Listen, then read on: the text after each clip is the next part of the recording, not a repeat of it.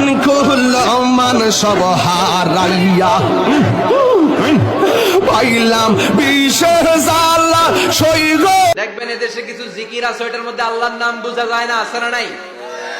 হুই high করে লাফালাফি করে, যে হুই হুই হুই হুই যে করে, এই হুই হুই এর মধ্যে আল্লাহর নাম আছে? কথা কর। যেই শব্দে আল্লাহর নাম নাই ওটা দিয়ে জিকির করা যাবে? কত ধরনের ভয়ঙ্কর জিকির। আবার জিকিরও করে বাঁশের উপরও লাফায়। যিনি জিকির পরিচালনা করে তার কাঁধের উপর যে চেপে বসে, আছে না নাই? এটা কি জিকিরের সৌন্দর্য? কথা বলেন। আমরা জিকির করব ওই পন্থায় যে পন্থায় বিশ্বনবী করেছেন, সাহাবারা করেছেন। বিশ্বনবী জিকির করতেছেন, সাহাবারা জিকির করতে করতে বিশ্বনবীর কান্দে উঠছে, আছে না হাদিসে? সাহাবারা জিকির করতে করতে খেজুর গাছের চূড়ায় উঠেছে। কথা বলেন। জিকিরের মধ্যে সৌন্দর্য আছে না নাই?